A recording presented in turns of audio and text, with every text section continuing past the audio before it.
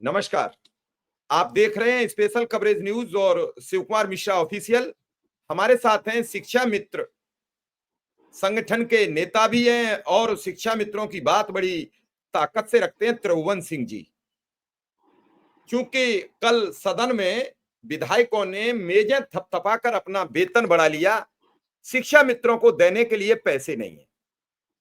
संगठन को लेकर भी हम बातचीत करेंगे कि संगठन का क्या अब राय है, संगठन क्या तैयारी करेगा, संगठन से कैसे बातचीत की जाए ताकि इन 1.5 लाख परिवारों में रोशनी की किरण आ सके।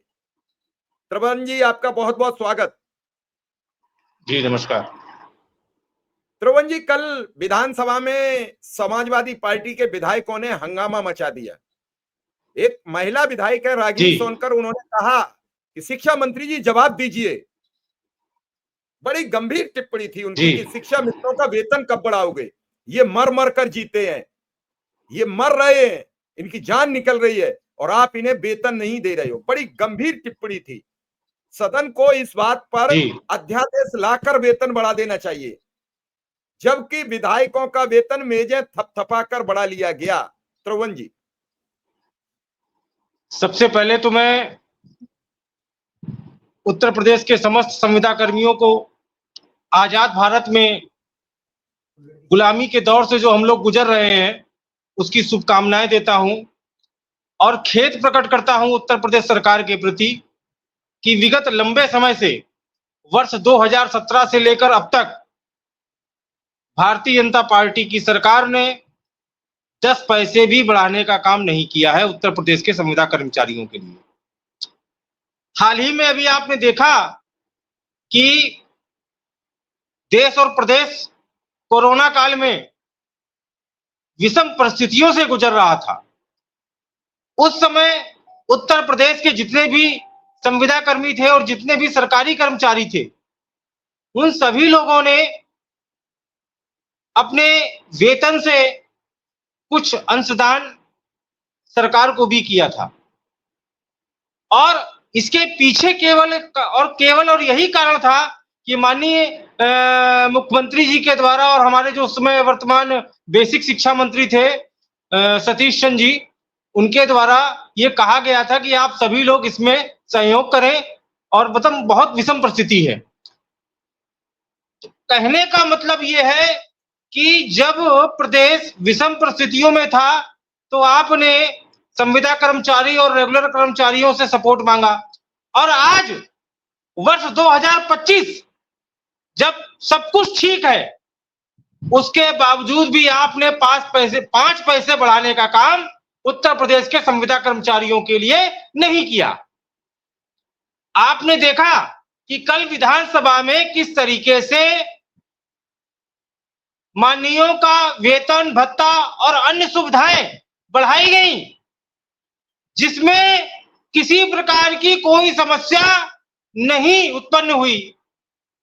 यहां अगर कोई मानदेय बढ़ाने की बात चलती है तो पहले न्यायालय जाओ, न्यायालय आदेश पारित करता है, उसके बाद कमेटी बनती है, कमेटी के बाद महानिदेशक को और अपर निदेशक को और संबंधित जितने अधिकारी हैं उनके पास फाइल जाती है, फिर कमेटी बनती है, फिर एक कमेटी बनती है। कुल मिलाकर के किस तरीके से इस मामले को खींचा जाए। और आपने देखा होगा इसी के ठीक पहले हाई पावर एक कमेटी बनी थी माननीय दिनेश शर्मा जी की अध्यक्षता में, उस कमेटी का भी कोई अता पता नहीं। उसके बाद उसके पहले भारतीय जनता पार्टी ने अपने घोषणा पत्र में शामिल किया था कि आपकी समस्याओं को 3 महीने के अंदर सुलझाएंगे। उसके बावजूद आज तक 5 रुपया छोड़िए साहब, 5 पैसा नहीं बढ़ाया सरकार ने। आखिर इस सरकार से हम क्या उम्मीद लगाएं, हम जितने भी संविदा कर्मचारी हैं। और कल आप देखिए 40%, 39% बढ़ोतरी की गई, लगभग दूना कर दिया गया।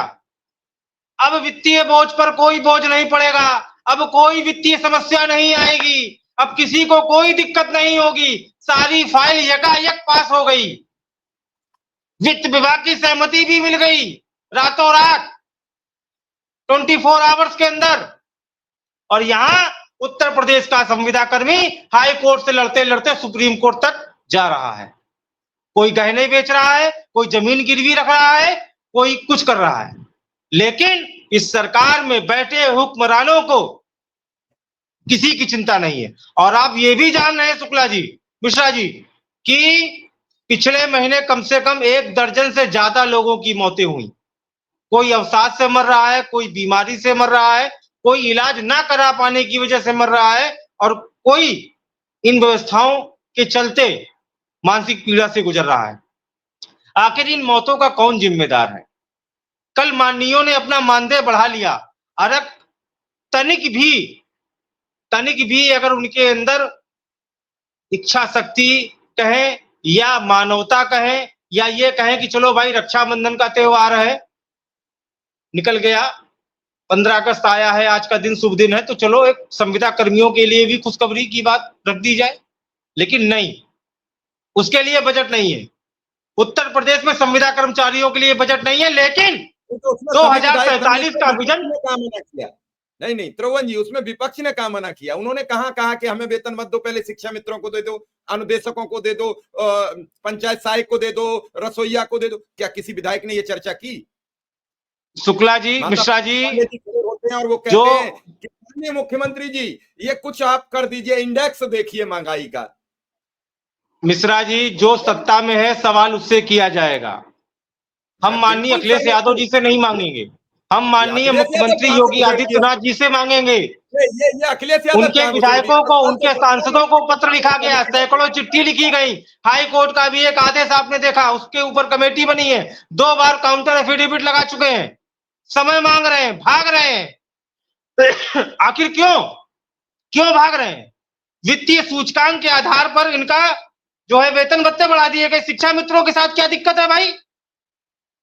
क्या दिक्कत है? माननीय मुख्यमंत्री जी बतावे, बेसिक शिक्षा सचिव बतावे, अध्यक्ष बतावे, महानिदेशक बतावे, अपर शिक्षा निदेशक बतावे। अपर बेसिक शिक्षा सचिव दीपक कुमार जी एक एफिडेविट इलाहाबाद हाईकोर्ट में दाखिल कर चुके हैं और वही मैंने कहा, सुन तो लीजिए, 22 जुलाई को दाखिल किया है। उसमें उन्होंने कहा है कि मुझमें और मेरी सरकार में क्षमता नहीं है कि मैं कोर्ट की अवहेलना कर पाऊं, मुझे 2 महीने का समय दे दीजिए, 22 सितंबर को पूरा हो जाएगा, देखते हैं कि नया एफिडेविट देते हैं या वेतन बढ़ाते हैं। उन्होंने कहा है कि कुछ तकनीकी खामियां थी जिसके चलते हमने अभी वेतन का ऐलान नहीं कर पाए, तो तकनीकी खामियां दूर करेंगे और उसके लिए वो बार बार कह रहे हैं कि एक मैकेनिज्म बना रहे हैं ताकि हर साल अनुदेशक और शिक्षा मित्रों का वेतन बढ़े।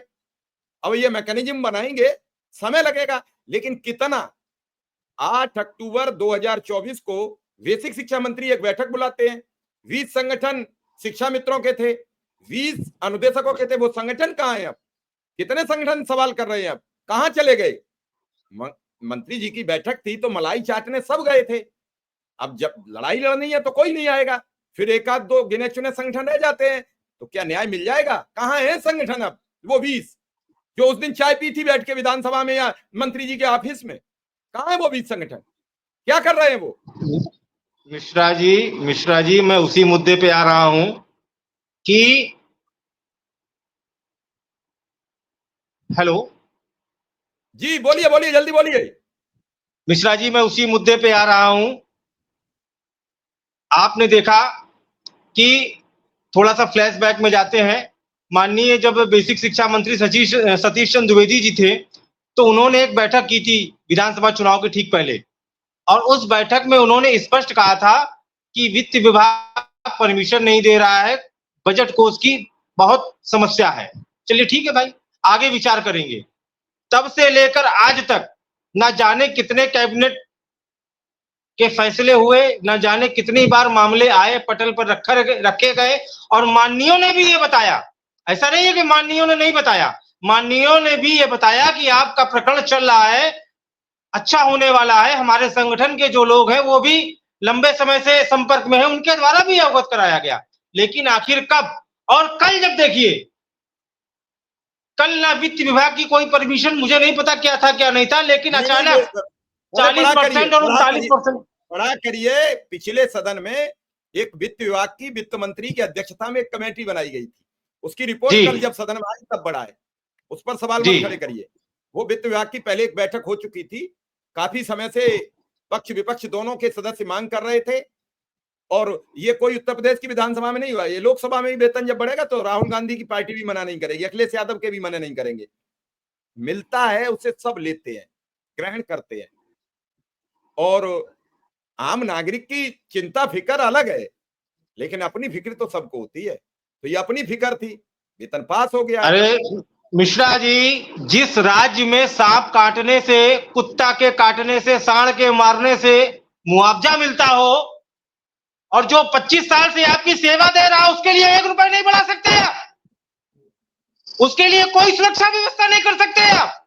क्या बात कर रहे हैं आप मिश्रा जी? आप जिस राज्य में गाय, भैंस, सुअर, बिल्ली, कुत्ता के काटने से मुआवजा मिलता हो, वहां पर जो आपकी सेवा कर रहा है पिछले 25 साल से, 30 साल से, उसका परिवार यूं ही सड़क पे मर रहा है, उसके बच्चे भूखे मर रहे हैं, उसके लिए कोई व्यवस्था नहीं है, उसके जीवन यापन के लिए कोई व्यवस्था नहीं है। 2017 में क्या बात कर रहे हैं? बताइए ना, कौन सी सुविधा दे दी? सुन लीजिए, ज्यादा चिल्लाने से नहीं कुछ होता है। 2017 में 350 सीटों पर जब बीजेपी जीती थी तो वोट किसने किया था? किसने वोट किया था? अरे मेरी बात का जवाब दो। बोल लीजिए आप, बोल लीजिए आप। 2022 में जब सरकार आई, किसने वोट किया था? बोल लीजिए आप। जब आप वोट करते हैं उस समय आपको लगता है कि हमें अपने क्षेत्र में आए हुए जनप्रतिनिधि से ये पूछना चाहिए कि मैंने पूछा? अरे मिश्रा जी, मैंने अपने गृह जनपद के अपनी विधानसभा में पूछा, चिल्लाकर पूछा, और उसका वीडियो भी है। उसके बाद सवाल कीजिए, पहले सुनिए। उस समय पूछा उससे क्या रोड मैप है आपका, उससे पूछा कि हम जब आपको चुनाव जिता देंगे तो आपको हमारे यहाँ सड़क, स्कूल, हमारे लोगों के विकास की चिंता होगी। कुछ पूछा? नहीं पूछा। पूछा गया था जुमला, सर एक जुमला मिला था 40 पन्ने का, उसमें कहा गया था। सरकार का दोष नहीं होता, यहाँ समझने की जरूरत है। जुमला एक बार दे देगा कोई, बार बार जुमला नहीं देता है। ये जुमला शब्द का प्रयोग बहुत घटिया, वो समय आ रहा है, ये खुद को सर, वो समय आ रहा है, ऐसा नहीं है, समय आ रहा है। तो जब समय आएगा तो वो समय आ रहा है। चलिए, शिक्षा मित्रों के संगठन का अब क्या रोल रहेगा, छोड़ दीजिए सरकार को, संगठन क्या कर रहा है? संगठन में भी बदलाव की आवश्यकता है मिश्रा जी, और संगठन में बदलाव, अब की बार मीटिंग होगी, उस मीटिंग में भी बदलाव सुनिश्चित होगा। अब ऐसे हाथ पे हाथ रखने से, प्यार मोहब्बत से काम नहीं चलने वाला। बदलाव निश्चित होना चाहिए और इसकी मुहिम छेड़ दी गई है। अब संगठन में भी बदलाव होगा और तेज तर्रार लोग आगे आएंगे, अपनी बात रखेंगे, क्योंकि अब मिलने मिलाने का काम नहीं है। कल जो आपने देखा, कल जो पूरे प्रदेश के संविदा कर्मियों ने देखा, बिल्कुल हथप्रद है मामला। एक हाई कोर्ट का मामला होता है और उस पर कमेटी पे कमेटी, समय पे समय, और यहाँ पे माननीयों ने अपना मानदेय, अपनी व्यवस्थाएं एक झटके में बढ़ा ली। अरे कम से कम अभी आपने देखा होगा कि माननीय मुख्यमंत्री जी ने ये कहा था कि शिक्षा मित्रों को जो है आयुष्मान कार्ड का लाभ देंगे। अभी तक कहीं कुछ नहीं। समायोजन को लेकर के शासनादेश जारी हो गया कि महिला बहनों और मूल विद्यालय उनको भेजेंगे पास के विद्यालय में, अपने विद्यालय में, उसका भी कुछ नहीं हुआ। मानदेय बढ़ोतरी वाली बात चल रही थी, उसका भी कुछ नहीं हुआ। तो अब प्रदेश का संविदा कर्मी, वो चाहे शिक्षा मित्र हो, अनुदेशक हो, आंगनबाड़ी हो, अब शांत बैठने वाला नहीं है, ये आप समझ लीजिए। और चलिए इंतजार करेंगे आपके नए संगठन का क्या निर्णय आएगा। फिर नहीं, हमारा नया संगठन नहीं, हम सभी शिक्षा मित्रों का बदलाव जरूरी है मिश्रा जी। चलिए, बदलाव प्रकृति का नियम है और बदलाव जरूरी है। तो फिलहाल आपसे विदा लेंगे। धन्यवाद, आपने बहुत अच्छी बातें की हैं और लोगों को समझना चाहिए और सोचना चाहिए। नमस्कार।